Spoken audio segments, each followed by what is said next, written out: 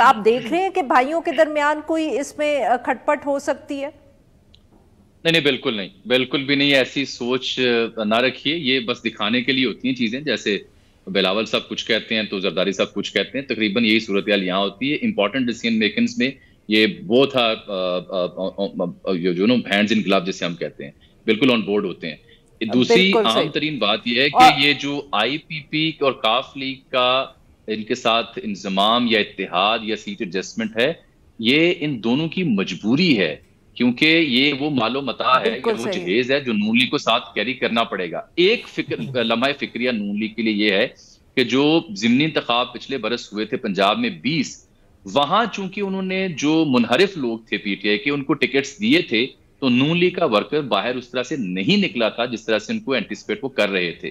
So that is a big headache for Pakistan Muslim League Noon कि अगर वो आईपीपी को 15 या बिल्कुल। और 10 सर नशिस्तें यही, इकोनॉमी अगर असेंबली आप में देते इजाजत हैं। दें तो मैं सवाल पूछना चाह रही थी जुल्करनैन ताहिर साहब से कि ये कितना बड़ा खदशा या खतरा है पीएमएलएन के लिए कि राजा रियाज साहब को टिकट दे दिया या सीट एडजस्टमेंट कर ली जहांगीर तरीन साहब से, तो हमारा वर्कर जो है फिर वो निकलेगा नहीं, वोट नहीं देगा, नंबर्स में मसला हो जी। सकता है।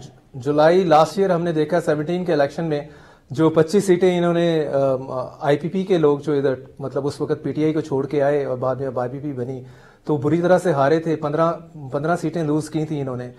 तो ये फैक्ट तो रहेगा, लेकिन इसके साथ आप देखें मेजॉरिटी उनकी साउथ से है, साउथ पंजाब से है। साउथ पंजाब में ऑलरेडी आप ये देखें कि वो इलेक्टेबल्स जो कि पीटीआई के साथ है वो अब इनको ज्वाइन कर चुके हैं पीएमएल नून को। एवरी नाउ एंड देन हमने देखा है वो प्रेस कॉन्फ्रेंसेस में राना सनाउल्लाह जो हैं वो दिखा रहे होते हैं, वो जो परिंदे हैं इलेक्टेबल्स, कि ये हमें ज्वाइन कर लिया फ्रॉम द साउथ पंजाब। तो वो एक नया दर्द सर है इनके लिए वहां से, कि अगर अब जो पीटीआई को छोड़ के बड़े नाम इनके साथ आ गए, अगर ये उनको टिकट्स नहीं देते या इनको दे देते हैं आईपीपीज के फ्रॉम द साउथ पंजाब और वो इनको रिप्रेजेंट भी नहीं कर रहे, तो एक अच्छा खासा इनके लिए प्रॉब्लम है। लेकिन एंड ऑफ द डे उनके पास भी कोई चॉइस नहीं होगी।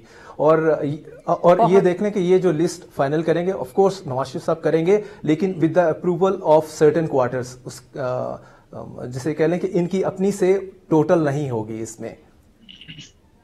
जामी साहब, आप इससे इत्तेफाक करेंगे? वेरी क्विकली सर, ये जो आखिरी बात की जुल्करनैन ताहिर साहब ने कि ये सिर्फ भाई जो हैं उन्होंने फैसला नहीं करना।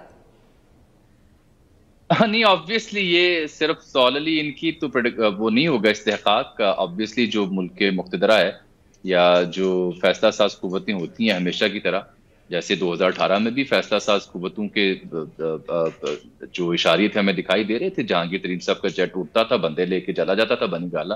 तो वही सूरत हाल एक रिपीट है। दायरों का सफर है और उस सफर में एक दायरे से हम निकलते हैं दूसरे दायरे में चले जाते हैं। बस हल्के फुल्के सियासी डायनामिक्स और पसंद नापसंद बदलती है।